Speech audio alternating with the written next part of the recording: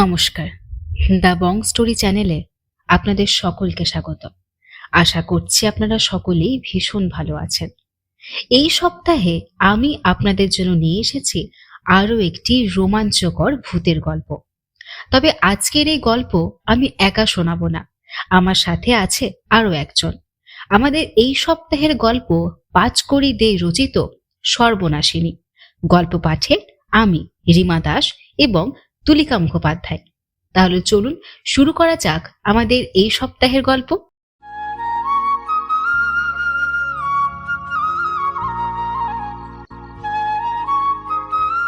তুষার মণ্ডিত অভ্রভেদী হিমালয় দেখিবার ইচ্ছা বহুকাল হইতে আমার হৃদয়ে নিতান্তই বলবতী ছিল। তাই আমার চির সহচর প্রাণের বন্ধু প্রবোধ চন্দ্রকে সঙ্গে লইয়া আমি একদিন দার্জিলিং রওনা হইলাম। আমরা পথে এই সম্বন্ধে অনেক আলোচনা করিলাম। আমাদের উভয়েরই মত যে রেলে গেলে হিমালয় প্রকৃতভাবে দেখা হইবে না, রেল যেন উড়িয়া যায়। এরূপ অবস্থায় রেলে গমন করিলে হিমালয়ের অনির্বচনীয় সৌন্দর্য প্রকৃত উপলব্ধি করা কোনো প্রকারেই সম্ভবপর হইবে না। এই জন্য আমরা উভয়ে স্থির করিলাম যে আমরা শিলিগুড়ি হইতে পদব্রজে দার্জিলিং রওনা হইব। সকালে শিলিগুড়ি উপস্থিত হইলাম। যতক্ষণ দার্জিলিংয়ের সুন্দর ক্ষুদ্র গাড়িগুলি দৃষ্টিপথে রহিল, ততক্ষণ স্টেশনে আমরা তাহার বিচিত্র গতি দেখিতে লাগিলাম। তৎপরে দুই কুলির মস্তকে আমাদের দুইজনের দুই ট্রাঙ্ক চড়াইয়া দিয়া নিজ নিজ হাত ব্যাগ ঝুলাইয়া বাজারের দিকে চলিলাম।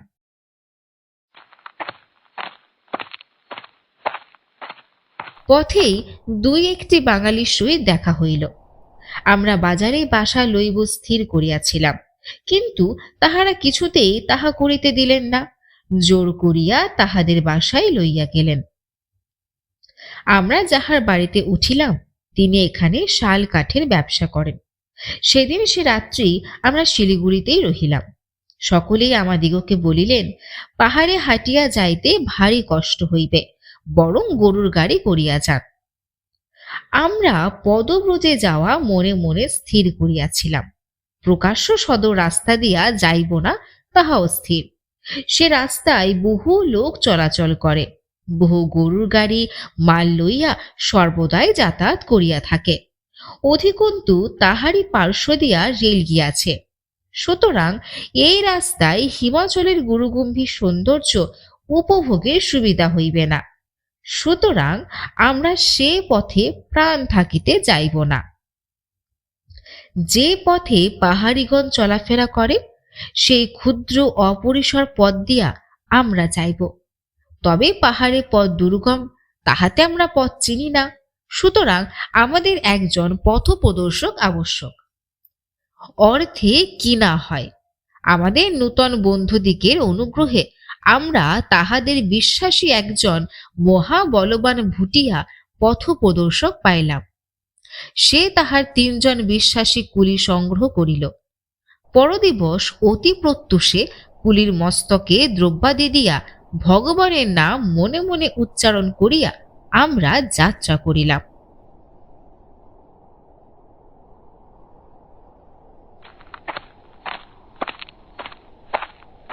প্রথমে আমাদের অগ্রে কোমরে 2 খুকরি, হস্তে এক বৃহৎ লগুর ভুটিয়া থম্বি মেনা। তৎপশ্চাতে আমরা 2 জন, তৎপশ্চাতে 3 জন কুলি। আমরা মহানন্দা নদীর পোল পার হইয়া মাটিয়াখোলার হাটে উত্তীর্ণ হইলাম।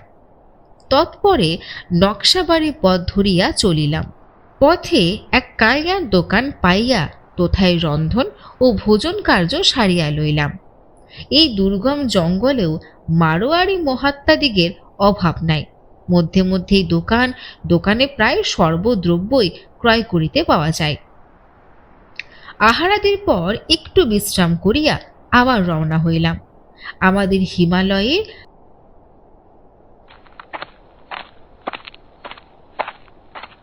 আমাদের হিমালয়ের অপার সৌন্দর্য বর্ণনা করিবার এখানে উদ্দেশ্য নহে, নতুবা আমরা এই রূপের শেখর শ্রীযুত হিমালয় মহাশয়ের রূপ বর্ণনা করিবার চেষ্টা পাইতাম।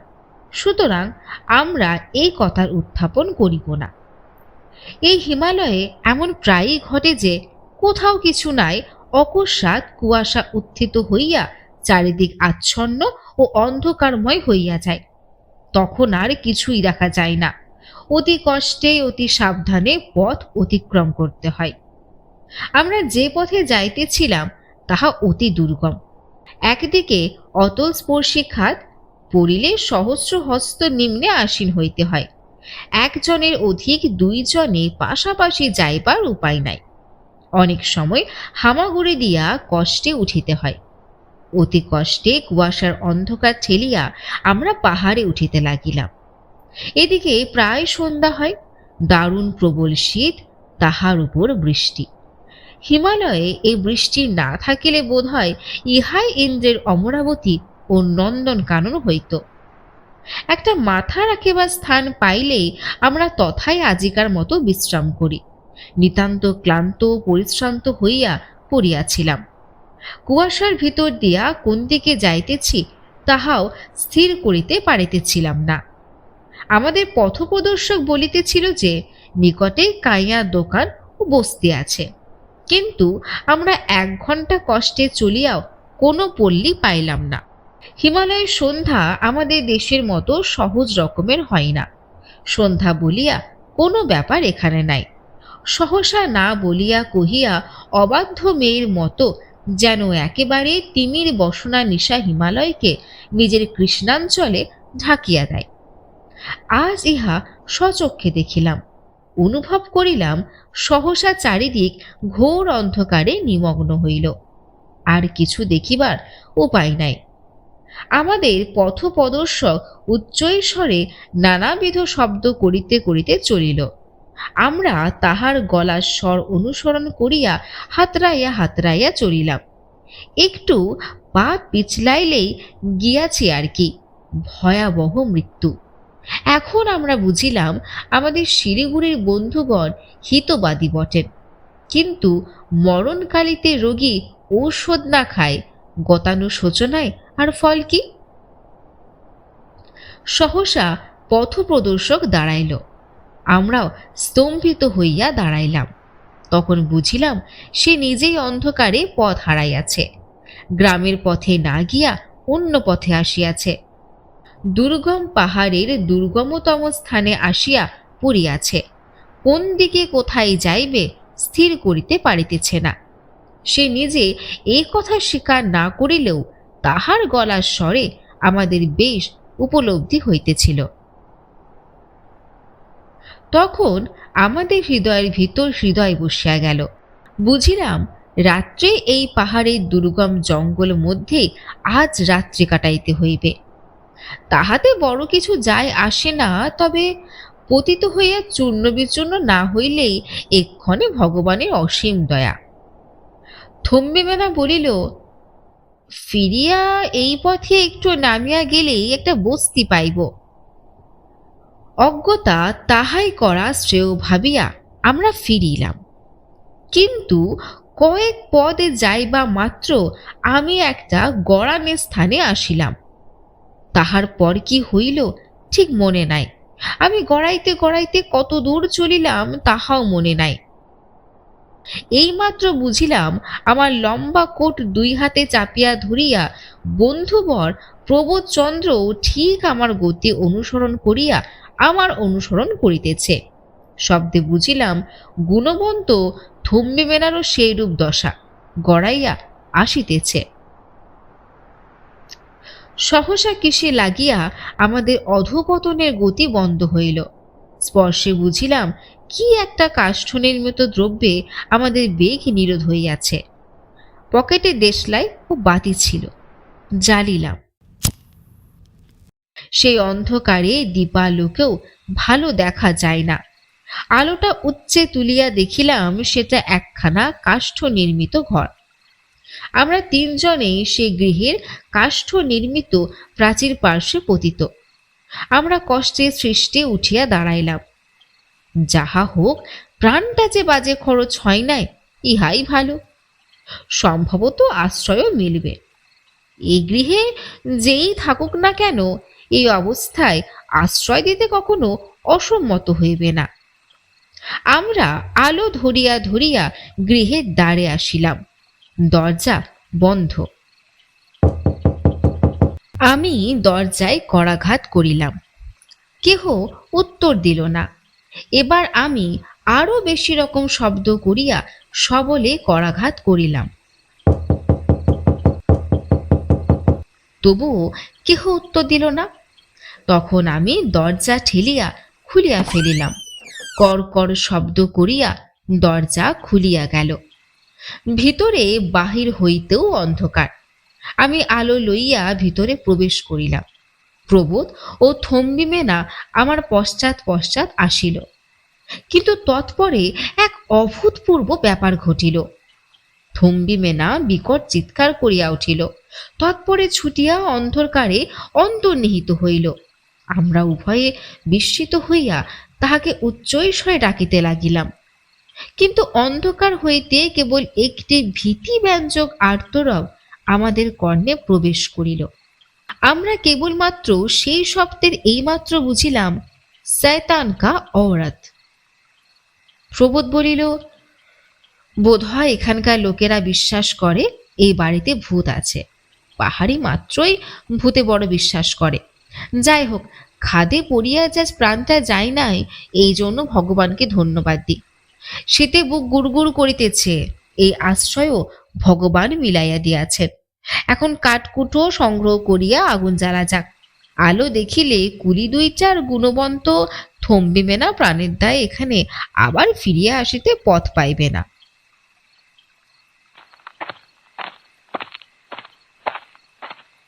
আমরা বাহিরে আলো লইয়া কতকগুলো শুষ্ক ডালপালা সংগ্রহ করিলাম। তৎপরে তাহা জ্বালাইয়া গৃহ মধ্যে আগুন করিলাম। আগুনে হাত সেকিয়া কতকটা প্রকৃতস্থ হইলাম। আমাদের ব্যাগে সর্বদাই আমরা কিছু না কিছু আহার্য রাখিতাম।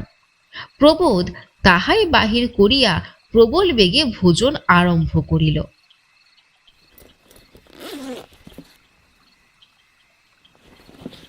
আমি বলিলাম, আগে ঘরটা ভালো করিয়া দেখা যাক।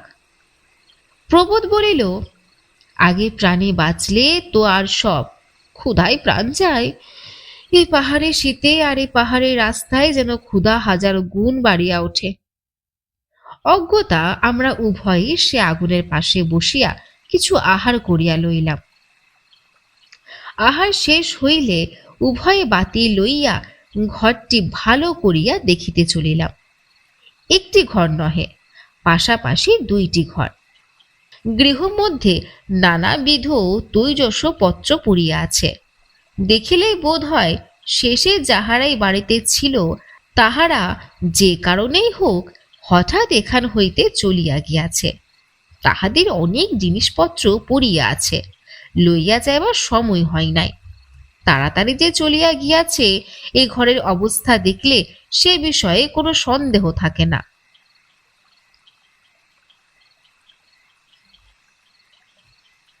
একটা বাক্স ঘরের কোণে পড়িয়া আছে। দেখিলাম ডালা খোলা। তুলিয়া দেখি তাহার ভিতর অনেকগুলি নানা তারিখের বাংলা চিঠি রাখিয়াছে। এই দুর্গম স্থানে, এই নির্জন বাড়িতে তাহা হইলে পূর্বে কোনো বাঙালি বাস করিয়াছিল। কে সে? এত স্থান হইতে এখানে আসিয়াছিল কেন? দারুণ কৌতূহলের বশবর্তী হইয়া আমরা বাতিটি সে বাক্সের ওপর রাখিয়া পত্রগুলি একে একে পাঠ করিতে লাগিলাম। যখন সর্বশেষ পত্রখানির পাঠ শেষ হইল, তখন নিম্ন হইতে সেই অন্ধকার আলোড়িত করিয়া এক হৃদয় বিদারক উচ্চ আর্তনাদ উঠিতে লাগিল। সমস্ত রাত্রি এই ভয়াবহ শব্দ আমাদের কানে আসিতে লাগিল। ইহা আমাদের বিকৃত মস্তিষ্কের কল্পনা না কোনো মানুষের আর্তনাদ, তাহা কেবল ভগবান বলিতে পারেন। আমরা এইমাত্র বলিতে পারি যে আমরা সমস্ত রাত্রি গৃহমধ্যে জাগিয়া বসিয়া রহিলাম, ভয়ে চক্ষু মুদ্রিত করিতে সাহস করিলাম না। যে সকল পত্র আমরা পাঠ করিলাম তার প্রথমখানি এই: প্রিয় সুরেশ, কলিকাতার সেই শোরগোল অশান্তির মধ্য হইতে পলাইয়া আসিয়া এই নির্জন পাহাড় মধ্যে এই স্থানে আমি যে কি শান্তি অনুভব করিতেছি তাহা বলিতে পারি না। আর লোকালয়ে থাকিব না, লোকালয়ে থাকিলে আর আরাম হইতে পারিব না। এই জন্য এই দুর্গম স্থানে আশ্রয় লইয়াছি। আমার মস্তিষ্কও যেরূপ উষ্ণ হইয়াছিল তাহা আর নাই। আমি এখন শান্ত চিত্তে চিন্তা করিতে পারিতেছি। আর এই স্থানের ন্যায় চিন্তা করিবার স্থান দ্বিতীয় আর কোথায়? আমার এই বাড়ি পর্বতের মাঝামাঝি স্থাপিত। পশ্চাতে স্তরে স্তরে পর্বতশ্রেণী আকাশ ভেদ করিয়া উঠিয়া গিয়াছে। সম্মুখে একটু আগে একেবারে মহাখাত। 200 হাত নিম্নে একটি নদী রজসূত্রের ন্যায় দেখিতে পাওয়া যায়। এ বাড়িখানিতে 2টি মাত্র ঘর। ঘর বলিতে চাও আর যাহা বলিতে চাও তাহাই ইহাকে বলা যায়। কতগুলি শালকার জোড়া দিয়া প্রাচীর নির্মিত হইয়াছে। চালও ওই শালকাঠ জোড়া। এখানে শালকাঠের অভাব নাই, চারিদিকেই শালকাঠ, কাটিয়া লইলেই হইল। আমার সঙ্গে চাকর বাকর নাই, চেষ্টা করিয়াও পাই নাই। প্রায় 2 ক্রোশ দূরে একটা ভুটিয়া বস্তি আছে, সেখানে সপ্তাহে একদিন হাট হয়। হাটের দিন সকালে রওনা হইয়া আমার দরকার মতো দ্রব্যাদি লইয়া সন্ধ্যার সময় ফিরি। সময় কাটাইবার জন্য একখানা খুব বড় উপন্যাস লিখিতেছি, বোধহয় তাহাতেই আমি জগৎ বিখ্যাত হইব। আমি একজন লোক পাইয়াছি, রাত্রে সে কিছুতেই এ বাড়িতে থাকিতে চায় না। তা না থাকুক, ক্ষতি নাই, দিনেই সমস্ত কাজকর্ম সারিয়া চলিয়া যায়। সুতরাং আমার স্ত্রীকে আর পূর্বের ন্যায় খাটিতে হইতেছে না। এই নির্জন দুর্গম স্থানে থাকিতে সে সম্পূর্ণ নারাজ হইয়াছিল। আমি বুঝাইয়া রাখিয়াছি, লোকালয়ে থাকিলে আমার রোগ আরাম হইবার আশা নাই। এই কথা বলাই সে সম্মত হইয়াছে। রাত্রে সে পার্শ্বের ঘরে নিদ্রা যায়। আমি সম্মুখের ঘরে বসিয়া অনেক রাত্রি পর্যন্ত সেই প্রকাণ্ড উপন্যাসখানা লিখি। তোমার মন মতো। দ্বিতীয় পত্র। দ্বিতীয় পত্রে কেবল সেই উপন্যাসের কথা এবং সেই উপন্যাসের প্রশংসার ভাগই অধিক। প্রিয় সুরেশ, তোমাকে 2খানা পত্র লিখিয়াছি। এইখানা লইয়া 3খানা হইবে, কিন্তু কোনোখানায় এখনও ডাকে দিতে পারি নাই। ডাকঘর প্রায় 10 ক্রোশ দূরে। পত্র 3খানা ডাকে দিবার জন্য এখনও কোনো লোক সংগ্রহ করিতে পারি নাই। তাহার একটা গুরুতর কারণ আছে। সহজে এই বাড়ির নিকট কেহ আসিতে চায় না, অধিক পয়সা দিতে চাহিলেও না। আগে ইহার কারণ জানিতে পারি নাই। একদিন এক বৃদ্ধকে ইহার কারণ জিজ্ঞাসা করিলে সেই বৃদ্ধ আমাকে এই রহস্যের বর্ণনা করিল। ব্যাপার এই: সোহ বলিয়া একটা লোক এই কুটির নির্মাণ করে। সে ভুটিয়াদিগের মধ্যে একজন কবি বলিয়া গণ্য ছিল। সে নির্জনে বাস করিবার ইচ্ছা করিয়াই এই দুর্গম স্থানে এই কুটির নির্মাণ করিয়াছিল। এখানে সে নিজের সুন্দরী যুবতী স্ত্রীকে লইয়া বাস করিত। সুখেই তাহাদের দিন কাটিতেছিল। কিন্তু দুর্ভাগ্যবশত নিকটস্থ এক ব্যক্তির একটি ভুটিয়া যুবতী সেই নিভৃত নিবাসী কবির প্রেমে পড়িল। আমি পূর্বেই বলিয়াছি যে এই কুটিরে 2টি ঘর। যখন গভীর রাত্রে পার্শ্বের গৃহে সোহর যুবতী স্ত্রী নিদ্রা যাইত, সেই সময়ে এই যুবতী তাহার পার্শ্বে বসিয়া মৃদু মন্দ কণ্ঠে প্রেমালাপ করিত। একদিন রাত্রে তাহার স্ত্রী সমস্তই জানিতে পারিল, কিন্তু কোনো কথা কহিল না।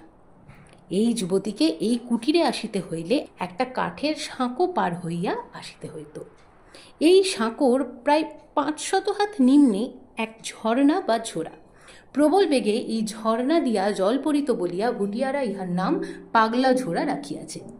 প্রত্যহ রাত্রে এই ঝর্ণার উপরের সাঁকো দিয়া সেই যুবতী যাতায়াত করিত। একদিন সোহ গৃহে না থাকায় তাহার স্ত্রী সুবিধা পাইয়া সেই সাঁকোর কাঠ একদিন টাঙ্গি দিয়া কাটিয়া রাখিয়া আসিল। এমন সামান্যমাত্র সাঁকোর কাঠ পাহাড়ে সংলগ্ন রহিল যে মনুষ্যভার পড়িলেই তাহা নিশ্চিত পতিত হইবে। তাহাই ঘটিল। সে রাত্রে পূর্বের ন্যায় সহ প্রণয়িনীর প্রতীক্ষা করিতেছে। সহসা তাহার কর্ণে এক মর্মভেদী আর্তনাদ প্রবেশ করিল।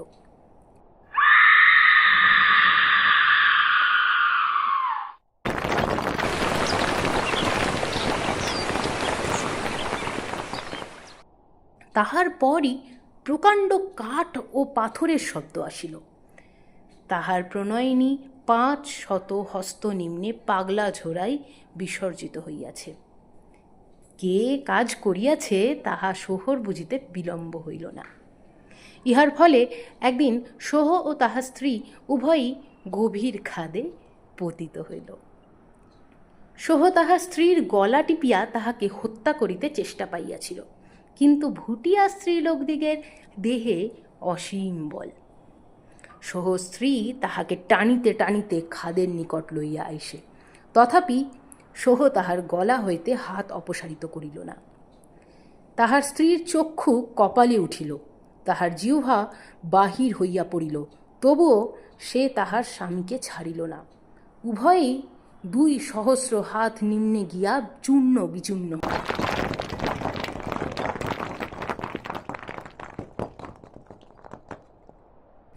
এতদূর বলিয়া বৃদ্ধ ভুটিয়া বলিল, এই পর্যন্ত সোহর প্রণয়িনী সোহর বাড়িতে প্রেত হইয়া আইসে। ভিতরে আলো দেখিলে সে দরজায় আঘাত করে। তাহাকে ভিতরে প্রবেশ করিতে না দেয় এমন সাধ্য কাহারও নাই। অনেকে এই বাড়িতে বাস করিতে ইচ্ছা করিয়াছে, কিন্তু এ বাড়িতে যে বাস করে তাহারই মৃত্যু হয়। এই জন্যই এই সোহপ্রণয়িনীর ভূতের জন্য কেহ সাহস করিয়া এখানে আসে না। আমার দ্রব্যাদি হাট হইতে আমাকেই নিজে আনিতে হয়। এই জন্যই এই পর্যন্ত পত্র ডাকে পাঠাইতে পারি নাই। তোমার মন মতো। চতুর্থ পত্র। প্রিয় সুরেশ, দেশে হইলে একথা আমি হাসিয়া উড়াইয়া দিতাম, বোধহয় অর্ধঘণ্টার মধ্যেই একথা একেবারেই ভুলিয়া যাইতাম। কিন্তু এই নির্জন দুর্গম স্থানে ভূতের কথা সহজে বিস্মৃত হওয়া যায় না। রাত্রে অনেক রাত্রি পর্যন্ত বসিয়া আমার সেই বিরাট উপন্যাসখানা আমি প্রত্যহ লিখিয়া থাকি, কিন্তু বৃদ্ধ ভুটিয়ার নিকট এই কথা শোনা পর্যন্ত রাত্রে আমার লেখা একরূপ বন্ধ হইয়া গিয়াছে। তুমি শুনিলে নিশ্চয় মনে মনে হাসিবে, কিন্তু সত্য গোপন করাও ঠিক নহে। প্রকৃতই সেই দিন হইতে রাত্রে লিখিতে লিখিতে মধ্যে মধ্যে লেখা বন্ধ করিয়া আমি কান পাতিয়া শুনিতাম দরজায় কেহ ঘা মারিতেছে কিনা। যথার্থই কি আমার মাথা খারাপ হইয়া যাইতেছে? ইহারই মধ্যে যেন সোহপ্রণয়িনী আমার স্কন্ধে ভর করিয়াছে। হাসিও না, এই নির্জন দুর্গম লোকশূন্য স্থানে সকলই সম্ভব। তোমার সেখানে যাহা হাস্যজনক, এখানে তাহা ভীতিপ্রদ। কাল যাহা ঘটিয়াছে তাহাতে আমারও যে বুদ্ধিভ্রংশ হইতেছে, মাথা খারাপ হইয়া আসিতেছে, তাহা আমারই নিজের বিশ্বাস হইয়াছে। সন্ধ্যার সময়ে আমি কুটিরের বাহিরে বেড়াইতেছি, বেড়াইতে বেড়াইতে সেই ভগ্ন সাঁকোর নিকট আসিয়া দাঁড়াইলাম। উঁকি মারিয়া সাঁকোটার নিম্নস্থ পাগলা ঝোড়া দেখিতেছিলাম। সহসা মাথা তুলিয়া দেখিলাম দূরে সুন্দর বনফুলে সজ্জিত একটি পাহাড়িয়া যুবতী দাঁড়াইয়া রহিয়াছে। তখন চারিদিক ধীরে ধীরে অন্ধকারে আচ্ছন্ন হইয়া আসিতেছিল। এখানে এই কুটিরের এত নিকটে এ পর্যন্ত আমি কোনো স্ত্রীলোক বা পুরুষ জনপ্রাণী দেখিতে পাই নাই। এখান হইতে লোকালয় 2 ক্রোশের নিকটে নহে। রাত্রে এই দুর্গম পথ দিয়া কাহারও গমন করা সম্ভব নহে। তবে এই তরুণী কে? এ এখনও এখানে কেন? আমি তাহার দৃষ্টি আকর্ষণের জন্য কণ্ঠ পরিষ্কারের অব্যক্ত শব্দ করিলাম, তথাপি সে নড়িল না। আমি ডাকিলাম, তবুও সে নড়িল না। এই দুর্গম পর্বতে আমার গলার শব্দ তাহার নিকট পৌঁছিতেছে না ভাবিয়া আমি তাহাকে হাত নাড়িয়া ডাকিলাম। তখন সে ধীরে ধীরে অন্ধকারে মিশিয়া গেল।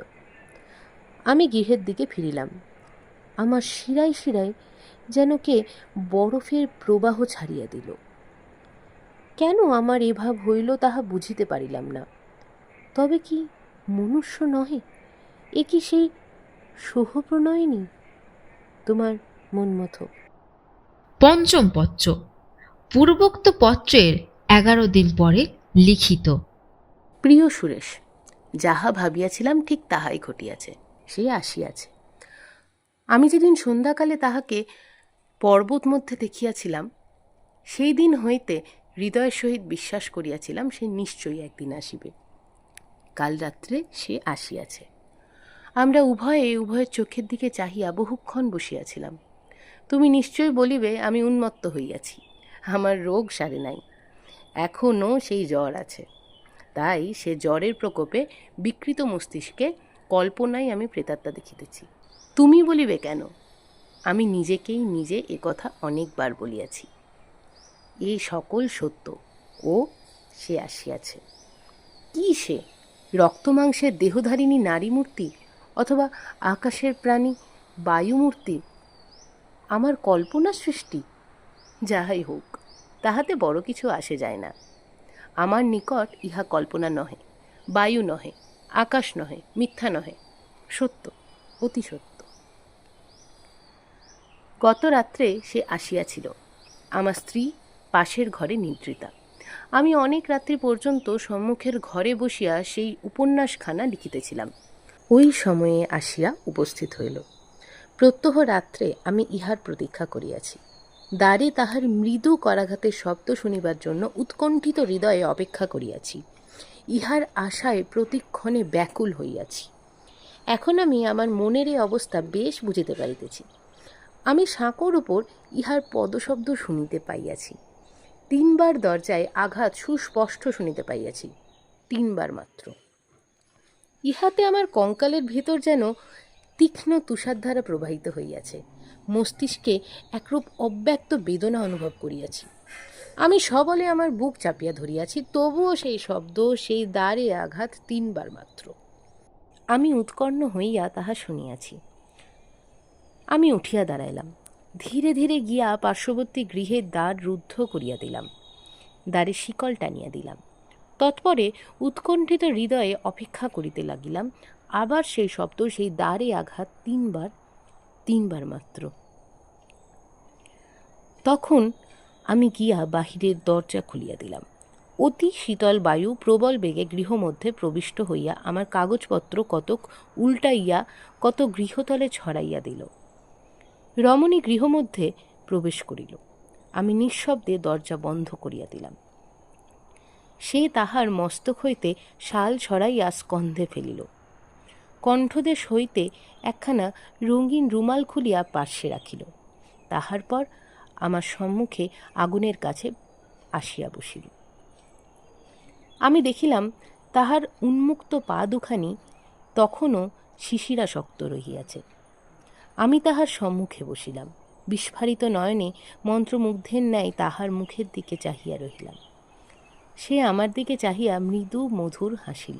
সে হাসি মধুর, অথচ বিস্ময়কর, যেন ধূর্ততার শঠতা তাহাতে মাখা। সেই হাসিতে আমি আত্মহারা হইলাম। আমার হিতাহিত জ্ঞান লোপ পাইল। আমি তাহাকে সর্বস্ব দিতে প্রস্তুত, সর্বত্যাগী হইতে প্রস্তুত। সে কথা কহিল না, নড়িলও না। আমি তাহার কথা শুনিবার কোনো আবশ্যকতা মনে করিলাম না। সেই বিলল চোখ, সেই চপল দৃষ্টি, তাহাই যেন আমার সহিত কত প্রাণের কথা কহিতে লাগিল। সে আমার দিকে চাহিয়া আছে, আমি তাহার দিকে চাহিয়া আছি। তাহার চক্ষু আমার চক্ষুর সহিত, আমার চক্ষু তাহার চক্ষুর সহিত পরস্পর সম্মিলিত। সে আনন্দ, সে সুখ, সে যে কি তাহা বর্ণনা করিবার ক্ষমতা আমার নাই। আমি কতক্ষণ এইরূপভাবে বসিয়াছিলাম বলিতে পারি না। সহসা সে নিজের বুকের কাছে একটা হাত তুলিয়া অত্যন্ত মনোযোগের সহিত কান পাতিয়া কি শুনিতে লাগিল। তখনই পার্শ্বস্থ গৃহ হইতে একটা অতি মৃদু শব্দ কানে আসিল। অমনি সেই পরিচিতা বামা সত্বর সেই শালখানা তাহার মাথায় টানিয়া দিয়া উঠিয়া দাঁড়াইল। তৎপরে অতি দ্রুতপদে দরজা খুলিয়া গৃহ হইতে বাহির হইয়া গেল। যাইবার সময় দরজা বন্ধ করিয়া দিয়া গেল। আমি ভেতরের ঘরের শিকল খুলিয়া কান পাতিয়া শুনিলাম, কোনো শব্দ নাই। তখন আমি ধীরে ধীরে ফিরিয়া আসিয়া বসিলাম। তাহার পর বোধহয় সেই স্থানেই ঘুমাইয়া পড়িয়াছিলাম। ঘুম ভাঙিবা মাত্র আমার মনে হইল যে রমণী এ রাত্রে রুমালখানি লইয়া যাইতে ভুলিয়া গিয়াছিল। সে যেখানে বসিয়াছিল তাহার চলিয়া যাইবার পরও আমি তথায় রুমালখানি দেখিয়াছিলাম। তাই ঘুম ভাঙিবা মাত্র সেখানা লুকাইয়া রাখিব বলিয়া সেই দিকে চাহিলাম। দেখিলাম রুমাল তথায় নাই। আমার স্ত্রী ঘর ঝাড় দিয়া সমস্ত পরিষ্কার পরিচ্ছন্ন করিয়াছে। আমার চায়ের জল গরম করিতেছে। সে আমার দিকে দুই একবার চাহিল। আমি তাহাকে এমন করিয়া চাহিতে আর কখনো দেখি নাই, কিন্তু সে কোনো কথা কহিল না, রুমালের কথাও কিছু বলিল না। তাহাতেই আমার মনে হইল যে আমি স্বপ্ন দেখিয়াছি মাত্র। কাল রাত্রে যাহা সত্য ভাবিয়াছিলাম তাহা আর কিছু নয়, স্বপ্ন মাত্র। কিন্তু অপরাহ্নে আমি একবার বাহির হইতে দেখিলাম আমার স্ত্রী সেই রুমালখানি হাতে লইয়া বিশেষ করিয়া দেখিতেছে। তাহার মুখ অপর দিকে ছিল, সুতরাং সে আমাকে দেখিতে পাইল না। আমি স্পষ্ট দেখিলাম সে বিশেষ লক্ষ্য করিয়া রুমালখানা দেখিতেছে। আমি কতবার মনে করিলাম যে রুমালখানা আমার স্ত্রীরই। কাল রাত্রে যাহা দেখিয়াছি তাহা সমস্তই আমার কল্পনা, স্বপ্নমাত্র। আর তাহা যদি না হয় তবে কাল রাত্রে যে আসিয়াছিল সে প্রেতাত্মা নহে, প্রকৃতই কোনো স্ত্রীলোক। কিন্তু মানুষ মানুষে চিনিতে পারে, বুঝিতে পারে। কাল রাত্রে যে আমার সম্মুখে বসিয়াছিল সে রক্তমাংসের কোনো জীব নহে, ইহা আমি বেশ হৃদয়গম করিয়াছিলাম। সম্ভবত সে কোনো স্ত্রীলোক হইতেই পারে। এখান হইতে 2 ক্রোশের মধ্যে কোনো বস্তি বা লোকালয় নাই। দিনেই এই পার্বত্য পথে চলাফেরা বিপজ্জনক, রাত্রে অসম্ভব। কোন স্ত্রীলোক অন্ধকার রাত্রে এই ভয়াবহ কঠিন পর্বতপথে আসিতে সাহস করিবে?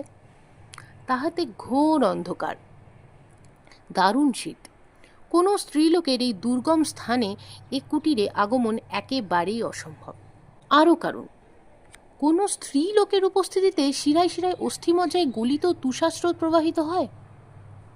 যাহাই হোক, সে যেই হোক, সে যদি একবার আসে তাহা হইলে তাহার সহিত কথা কহিব। আমি হাত বাড়াইয়া তাহাকে ধরিব, তাহা হইলেই দেখিতে পাইব সে রক্তমাংসের জীব না বায়ু, কেবল কল্পনা, কেবল শূন্য, একটা ছায়া মাত্র। তোমার মন মতো। প্রিয় সুরেশ, এই সকল পত্র কখনো যে তুমি পাইবে সে আশা আমার নাই। আমি এখান হইতে এই সকল চিঠি তোমাকে পাঠাবই না। তোমার নিকট এই সকল পাগলের পাগলামি, উন্মত্তের প্রলাপ ব্যতীত আর কিছুই বোধ হইবে না। যদি কখনো দেশে ফিরি তাহা হইলে হয়তো কোনো দিন না কোনো দিন এই সকল পত্র তোমায় দেখাইতে পারি, তাহাও শীঘ্র নহে। যখন আসিয়া এইসব লইয়া হাস্য বিদ্রুপ করিতে পারিব, কেবল সেই সময়ই তোমায় এ সকল পত্র দেখাইব। এখন আমি এগুলি লিখিতেছি আমার মনের যাতনায়। এগুলি এই রূপে না লিখিলে হয়তো আমাকে চিৎকার করিয়া মনের যাতনা লাঘব করিতে হইত। সে প্রত্যহ রাত্রে আসে, সেই রকম আগুনের কাছে বসে, সেই রকম আমার দৃষ্টির সহিত দৃষ্টি বিন্যাস করে, সেই কুহকিনী মৃদু মধুর হাসি হাসে। আমার মস্তিষ্ক ঘোরতর রূপে বিচলঞ্চল হইয়া ওঠে। আমি আত্মহারা হই, আমার অস্তিত্ব যেন তাহার মধ্যে লীন হইয়া যায়। এখন আমার লেখা সম্পূর্ণই বন্ধ হইয়া গিয়াছে, লিখিবার চেষ্টাও করি না। আমি সাঁকোর ওপর তাহার শুভাগমনের পদশব্দ, ঘাসের ওপর পদশব্দ, জানলায় মৃদু করাঘাতের শব্দ শুনিবার জন্য ব্যাকুল চিত্তে উৎকর্ণ হইয়া থাকি। সে আসিলে সেই ভাব আমি আর কথা কহিতে পারি না।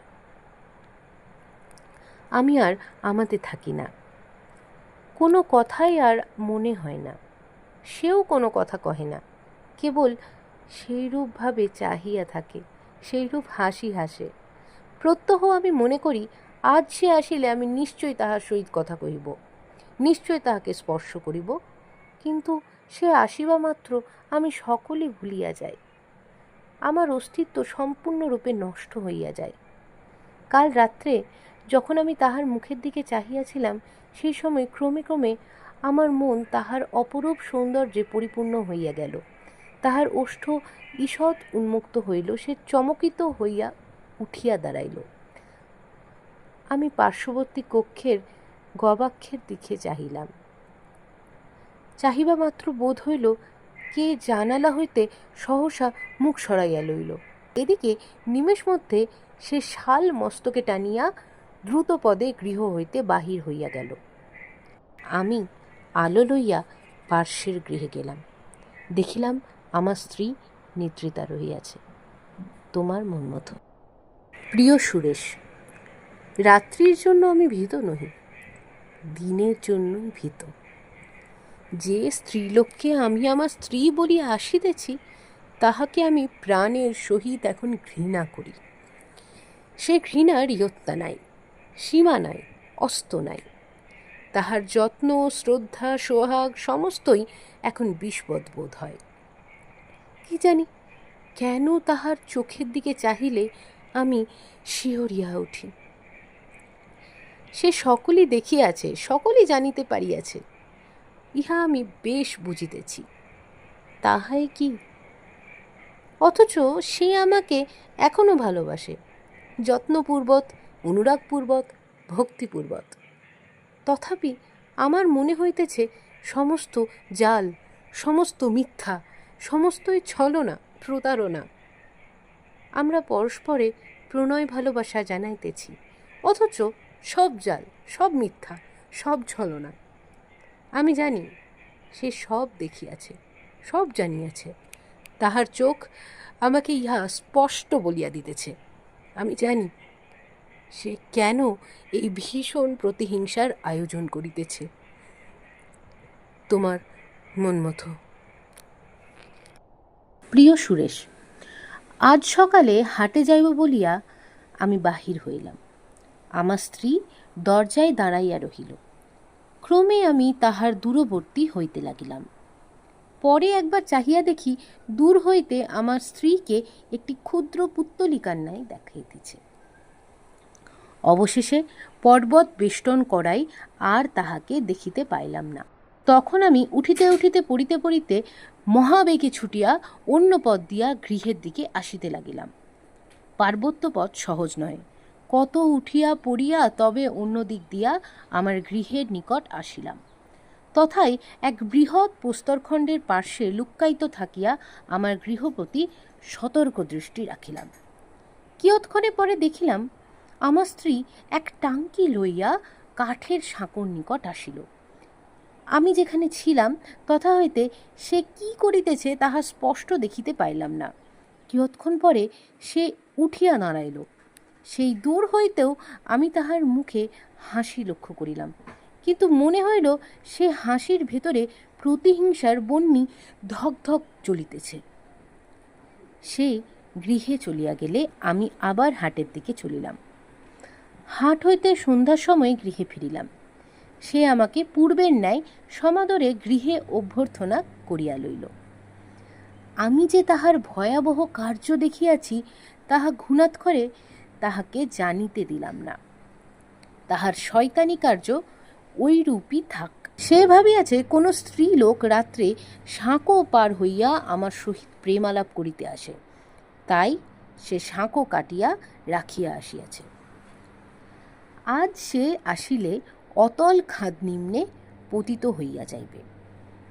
আমি কিছু বলিলাম না। ইহাতে আজ সপ্রমাণ হইবে যে প্রত্যহ রাত্রে আমার কাছে যে আসে সে কে। যদি সে প্রেতাত্মা হয়, তাহা হইলে ভগ্নপ্রায় সেতুতে তাহার কোনো অনিষ্ট ঘটিবে না। আর যদি সে প্রকৃতই কোনো স্ত্রী লোক হয়, তাহা হইলে। আমি এ চিন্তা প্রাণ হইতে দূর করিলাম। ভাবিতেও আমার সর্বাঙ্গ শিহরিয়া উঠিল। যদি প্রকৃতই মানবী হয়, তাহা হইলে কথা না কহিয়া কেবলই আমার দিকে চাহিয়া থাকে কেন? আমি বা কেন তাহাকে কোনো কথা জিজ্ঞাসা করিতে পারি না? কেন তাহার সম্মুখে আমার অস্তিত্ব নষ্ট হইয়া যায়? নিশ্চয়ই মানবী নহে। আমার স্ত্রী তাহার কোনো অনিষ্টই করিতে পারিবে না। হতভাগিনী প্রতিহিংসার এই ব্যর্থ চেষ্টায় আরও জ্বলিয়া অস্থির হইবে, বেশ হইবে। কিন্তু যদি সে প্রেতলোকবাসিনী হইবে, তবে আমি তাহার পদশব্দ শুনিতে পাই কেন? কেনই বা তাহার পায়ে স্পষ্ট শিশিরের দাগ দেখিতে পাই? কেনই বা তাহার দ্বারে আঘাত শব্দ শুনিতে পাই? এ সকল তো প্রেতের চিহ্ন নহে। রাত্রি হইয়াছে। পূর্বের নাই পার্শ্বের ঘরে আমার স্ত্রী ঘুমাইতেছে। আমি একান্ত মনে গৃহে বসিয়া উৎকর্ণ হইয়া তাহার পদশব্দের প্রতীক্ষা করিতেছি। যদি সে প্রেতাত্মা হয়, তাহা হইলে সে পূর্বের ন্যায় আমার কাছে আসিবে। আর যদি সে যথার্থই কোনো স্ত্রী লোক হয়, তাহা হইলে নিশ্চয়ই সাঁকো হইতে পড়িবার সময়ে আর্তনাদ শুনিতে পাইব। অথবা কোনো প্রেতাত্মা লোকের অজানিত কুহক জালে আমাকে ঘেরিয়া ফেলিতেছে। সহসা একই এই প্রেতাত্মার বিদ্রূপ আমি শুনিয়াছি। আমি সেই ভয়াবহ আর্তনাদ এই মাত্র শুনিয়াছি। হৃদয় ভেদী গগন ভেদী আর্তনাদ আমি শুনিয়াছি। আকাশ পাতাল প্রকম্পিত করিয়া, অন্ধকার রাশি আলোড়িত করিয়া সেই ভয়ানক আর্তনাদ সাঁকোর নিকট হইতে উত্থিত হইল। সেই গভীর খাদ মধ্য হইতে উত্থিত হইয়া পর্বতের শৃঙ্গে শৃঙ্গে প্রতিধ্বনিত হইতে লাগিল। সেই আর্তনাদের বর্ণনা নাই। সে আর্তনাদ এখনো আমার কর্ণপথ দিয়া আমার শিরায় শিরায় শোনিতে সহিত ছুটিতেছে। আমি গৃহ হইতে সবেগে বাহির হইলাম, সাঁকোর নিকটে আসিলাম। শুইয়া পড়িয়া হাত বাড়াইয়া দেখিলাম সাঁকো আর নাই। নিচের দিকে চাহিয়া দেখিলাম ঘোর অন্ধকার। সেই গভীর গহ্বর ঘোর অন্ধকারে পূর্ণ, কিছু দেখিবার উপায় নাই। প্রবল বেগে বাতাস বহিতেছে। আমি উচ্চস্বরে চিৎকার করিয়া ডাকিলাম। সেই প্রবল বাতাসে আমার উচ্চ প্রবল চিৎকার যেন পৈশাচিক হাস্য কল্লোলের ন্যায় দিগ্লয় কম্পিত করিয়া প্রতিধ্বনিত হইতে লাগল। আমি বুঝিতেছি, এতদিন যে উন্মত্ততা ধীরে ধীরে আমাকে অত্যন্ত কঠিনভাবে আঁকড়াইয়া ধরিয়াছে, আর কোনো উপায় নাই। চেষ্টা বৃথা, বৃথা, বৃথা। আমি কতবার মনে মনে বলিতেছি, এ কেবল আমার বিকৃত অসুস্থ পীড়িত মস্তিষ্কের কল্পনা মাত্র। এই আর্তনাদও আমার কল্পনা মাত্র। না না না, ওই সেই শব্দ, ওই সেই আর্তনাদ, ওই সেই মর্মভেদী আর্তনাদ প্রতিক্ষণে আমার মস্তিষ্কে কে যেন গুরুভার লোহার হাতুড়ি দিয়া নির্দয় আঘাত করিতেছে। আমি বুঝিয়াছি সে আর আমার কাছে আসবে না। এই শেষ, তোমার মন মতো। প্রিয় সুরেশ, আমি একটা বড় খামে সমস্ত পত্রগুলি রাখিয়া তোমার ঠিকানা লিখিয়া যাইব। যদি কখনো কেহ এখানে আসে, তাহা হইলে সে হয়তো তোমাকে এই পত্র পাঠাইয়া দিতে পারে। আমার লেখাপড়া বন্ধ হইয়া গিয়াছে। আমি আর আমার স্ত্রী, তোমাকে বুঝাইবার জন্য যাহাকে এখনো আমার স্ত্রী বলিতে হইতেছে, আমরা উভয়ে মুখোমুখি হইয়া বসিয়া থাকি। কেহ কোনো কথা কহি না। এ এক অতি আশ্চর্য পরিবর্তন। যখন কথা কহি, তখন এইরূপভাবে কথা কহি যেন আমাদের উভয়ের এই প্রথম দেখা সাক্ষাৎ হইয়াছে। যে দু একটা কথা কহি, তাহাও আমাদের পরস্পর মনের ভাব গোপন করিবার জন্য। আমাদের উভয়ের কেহই আর পূর্বের মতো নাই।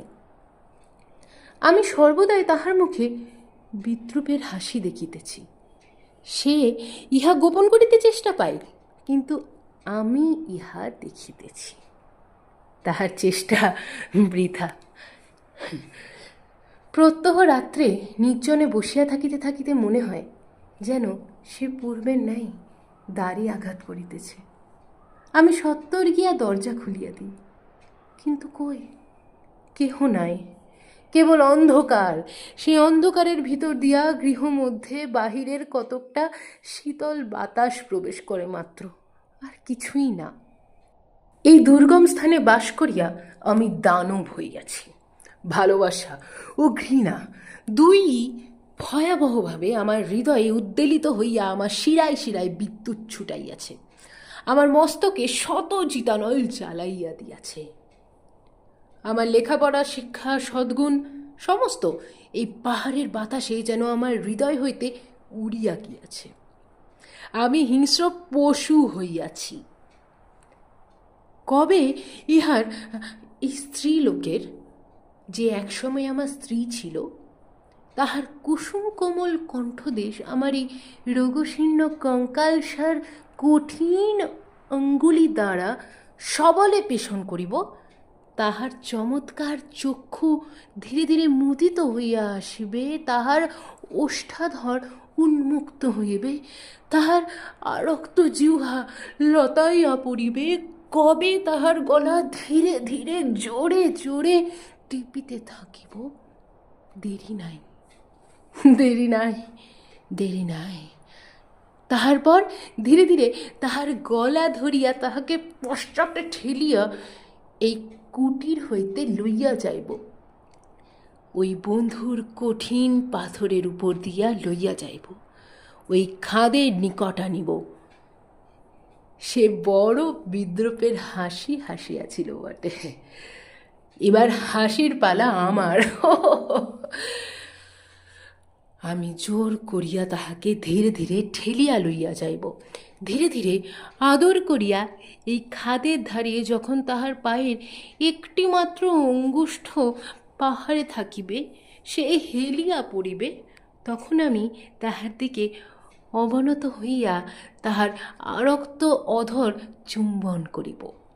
তারপর নিম্নে নিম্নে নিম্নে কুয়াশার মধ্য দিয়া লতাপাদ বগুল্ম ভেদ করিয়া পশু পক্ষীকে স্তম্ভিত করিয়া নিম্নে নিম্নে গভীরতর নিম্নে দুইজনে একত্রে যাইব, যাইব, যাইব, যাই, যতক্ষণ না তাহার সহিত মিলিত হয়ে।